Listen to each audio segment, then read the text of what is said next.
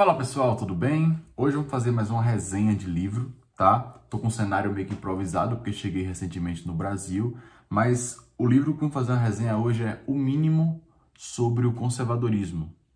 Aqui, ó. O Mínimo sobre o Conservadorismo.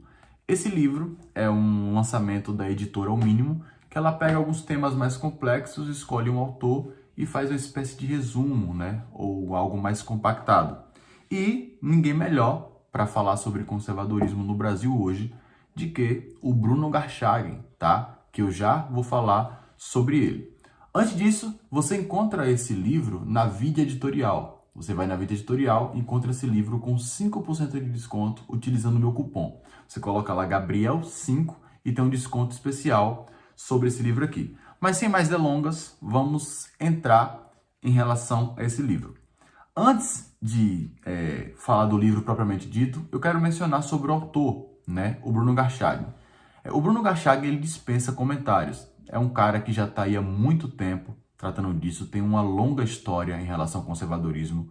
Hoje eu falo sem nenhum tipo de ressalva que o Bruno é basicamente o apóstolo vivo do conservadorismo brasileiro, é um cara que tem defendido a tradição há muito tempo, tá? Diferente desses bravateiros por aí que ficam utilizando o conservadorismo puramente como aparato político e interesse próprio, tá? O Bruno, eu salvo engano, em 2013, 2014, o Olavo convidou ele para participar ali de um bate-papo, de um Two Hot Speak, salvo engano. Depois o Bruno, ele teve contato pessoal com o Roger Scruton, que é um teórico importante da tradição conservadora britânica, né? Ele também é o tradutor de Como Ser um Conservador, uma obra importante do Roger Scruton. Então, assim, é alguém que tem gabarito para tratar do assunto. Então, não é qualquer palpiteiro por aí falando não, tá? Na capa, a gente pode ver aqui as três tradições distintas. Russell Kirk, americano, Roger Scruton, inglês, e o João Camilo de Oliveira Torres, defendendo a tradição brasileira, tá? Mas vamos lá para tratar do livro propriamente dito, tá? O livro, ele é separado basicamente em, vamos lá, 6 partes, tá? Temos a apresentação, o que não é conservadorismo, o conservadorismo como disposição e como posição política, conservadorismo no Brasil e o que há para conservar, e por fim, um apêndice, que é um tipo de perguntas para você analisar se você é ou não conservador, tá? Ele começa o livro tratando o aspecto de ideologia, que há uma grande discussão em relação a isso. É uma ideologia, não é? E ele faz a distinção do termo ideologia como uma vertente iluminista, né, em sua gênese, e mostra a distinção. Se a gente interpreta ideologia com a visão iluminista, de fato não tem como o conservadorismo se adaptar a isso. E ele vai trazer inúmeras visões em relação a esse aparato ideológico, como vai ser essa estrutura de maneira geral. Quando a gente fala em ideologia, principalmente no nosso contexto atual, sempre faz apelo a esses dogmas, crendices, cartilhas que devem ser seguidos, como se fossem seitas e religião. E o conservadorismo não tem nada a ver com isso. Não existe uma cartilha a ser seguida. Existem princípios, valores e tradições a ser analisadas e conservadas, né? Um outro ponto interessante que ele vai tratar nesse primeiro capítulo é a ideia de moral, né? Se tem muito do dito dos conservadores essa moralização, né? Aquela coisa do moralista. E o Bruno faz uma análise importante que nós devemos ter moral, mas não ser moralizante, né? Ficar querendo impor a minha moral sobre a moral de alguém, como se isso fosse um valor, como se isso tivesse alguma questão em si, tá? E é uma confusão gigantesca porque existe muita gente no Brasil que, usando de argumento do conservadorismo, fica preocupado com a religião de alguém. Você é ateu, não, você não pode ser conservador, porque a minha moral define que você tem que ser crente ou católico, crente aqui protestante nesse caso, né? Mais jargão popular. Outro ponto também é a questão de sexualidade. Se você é gay, você não pode ser conservador. Se você, enfim, tem algum tipo de orientação diversa, você não pode ser conservador. Coisa que o conservadorismo não está tendo essa relevância, não dá essa importância a questões tão pífias, né? Tão, enfim, tão irrelevantes, por assim dizer, tá? E aqui ele começa a ideia de como não ser um conservador. E esse ponto é importante porque, como existe muita controvérsia sobre o conservadorismo, ele vai tratar sobre a ideia de se apegar a costumes, se apegar a ditos jargões tratados como conservadorismo, que não é conservadorismo. E nesse capítulo, sem dar spoiler, está especificado ali cada ponto, tá bom? O segundo ponto, o conservadorismo como disposição e como posição política, né? E aqui o Bruno vai defender a ideia de que é preciso ter em mente a ideia de cultura, a ideia de tradição e o modo de vida de instituições políticas de seu país de origem. Isso aqui eu achei muito interessante porque assim, existe uma McDonaldização do conservadorismo brasileiro, tá? Existe uma ala que ele explica mais à frente porque demorou-se a chegar outras linhas em relação ao conservadorismo. Muita gente se apegou apenas às primeiras traduções, dentre elas Russell Kirk, Roger Scruton, enfim, por assim adiante. Então essa McDonaldização do modelo conservador que pega papéis estrangeiros para adaptar aqui. Então, por exemplo, o cara lê como ser um conservador do Scruton, vê aquele modelo britânico e fala, então ser conservador é defender esse modelo britânico. Quando você vem para a realidade brasileira, você vê que é exatamente o oposto, que os luzias/liberais é que tinham a intenção de criar uma espécie de império, de poder moderador, mais parecido com o modelo britânico. Então, há elementos importantes a ser analisados em relação ao conservadorismo britânico, a parte de conceito, também o conservadorismo americano, que aqui tem outro conflito, porque você lê, sei lá, o Russell Kirk vê aquele modelo puramente americano com sua tradição. Primeiro, viés protestante. Segundo, um viés republicano, que é a base da tradição conservadora americana. Você chega no Brasil, você tem uma tradição, primeiro, monárquica, no império que tinha como religião oficial o catolicismo.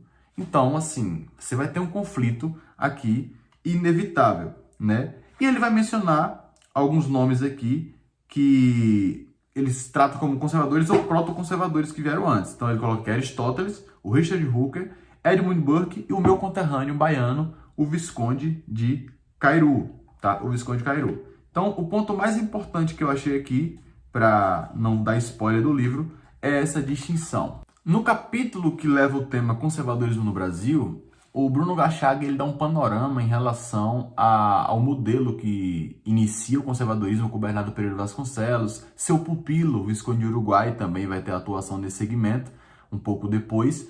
E mostra a atuação desse partido como uma base bem fortificada, não como à toa, não como uma noite de verão, como algo aleatório, né? Então, assim, havia, principalmente nessa linha do Partido Regressista, um grande medo em relação às ações revolucionárias, né? Daí vem aquela célebre frase do Bernardo Pereira Vasconcelos que é preciso parar o carro da revolução, né?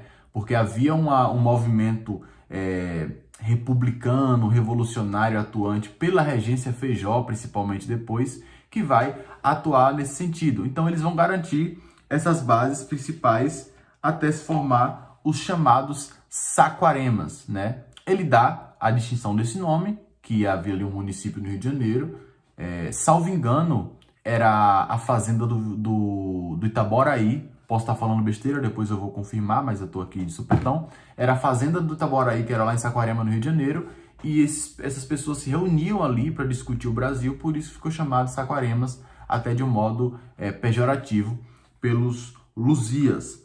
Tem um tópico que é interessante, que é a ideia de continuidade entre passado, presente e futuro, né? E ele faz uma adaptação bem interessante, que acho que é uma frase do Burke também, que ele menciona aqui no livro, da ideia de que é o seguinte, o passado é o pai do presente, o futuro é o filho, né? Ou seja, o conservador, ele analisa o passado e reforma para que aquilo que foi útil no passado possa continuar tendo utilidade no futuro. Eu gosto de usar uma analogia sobre isso em relação a uma casa, né? Você pega uma casa velha, e eu uso mais a referência do João Camilo, que ele vai ter nos Construtores do Império, né?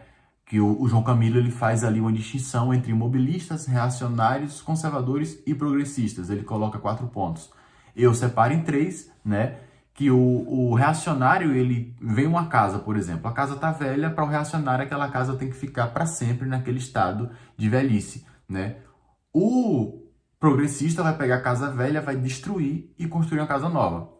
O conservador entende que essa casa tem uma tradição, essa casa tem uma história por trás dela, essa casa tem uma cultura que está por trás dela. Então, nós vamos reformar aquilo que é útil, analisar se existe algo de útil ali e, tendo algo a ser preservado, iremos conservar para que essa casa que durou 200, 300 anos possa ser e ter continuidade para mais 200 e 300 anos. Não simplesmente abolir e acabar uma história sem nenhum critério razoável.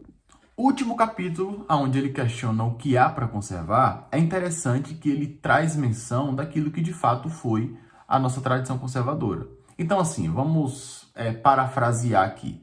Se existia uma tradição conservadora, para que aquilo acabasse, houve uma ruptura. E essa ruptura teve um nome, que foi o golpe republicano, né?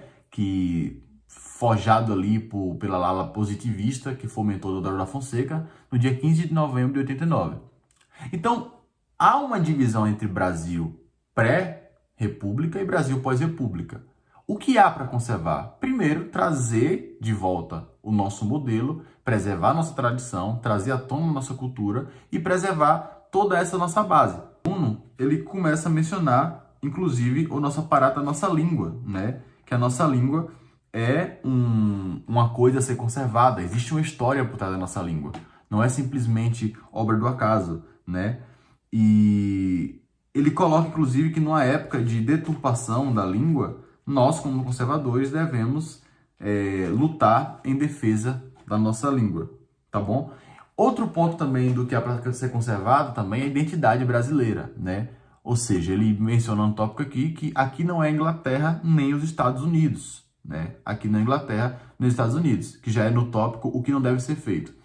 E essa falha que muita gente comete é de querer pegar um modelo, porque os Estados Unidos é a potência, então vamos copiar o modelo americano. Não, mas se fosse nos Estados Unidos, não, mas a Inglaterra, não, peraí, aqui é Brasil. Eu não posso interpretar o Brasil com um óculos americano, nem com um óculos britânico. O Brasil tem uma tradição própria, tem uma identidade própria, tem um modelo próprio a ser seguido, sem nenhum tipo de Ctrl-C, Ctrl-V, né? Nós temos uma identidade a ser preservada, nós temos uma tradição que, ao meu ver, muito mais bonita e muito mais profunda que muitas dessas. E o fato de ter sido deturpado pela República, pelas revoltas, pelos golpes, tanto na era Vargas, tanto na ditadura militar de 64, enfim, existe uma tradição a ser preservada. E essa tradição depende puramente de um conhecimento do que é de fato o conservadorismo, um conhecimento da nossa história, da nossa cultura, da nossa tradição conservadora, para que aquilo possa ser perpetuado ao longo do tempo,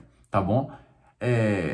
Enfim, para concluir, é um livro que eu aconselho de verdade. Eu não conheço nenhum livro introdutório ao conservadorismo brasileiro tão bom quanto esse, tá? Repito, eu não conheço nenhum livro introdutório à nossa tradição ao conservadorismo como esse. Bruno Garchagen está de parabéns, é um livro que, sem dúvidas, consegue em poucas páginas, um livro minúsculo, você lê ele um dia, mas que consegue ter um escopo de coisas em tão compacto livro, tá bom? Então, fica a minha indicação, o mínimo sobre o conservadorismo. Parabéns, Bruno, parabéns, Vídeo Editorial, parabéns, Editorial Mínimo, estão sensacional. E você quer comprar esse livro aqui, vai lá na Vídeo Editorial, coloca o nome dele, o mínimo sobre o conservadorismo. Vou deixar o link aqui embaixo. Usa meu cupom Gabriel5 e tem um desconto especial, tá bom? Que Deus abençoe vocês. Me sigam nas redes sociais e me fala aí qual livro, qual obra vocês querem que eu faça uma resenha, tá bom? Fiquem com Deus.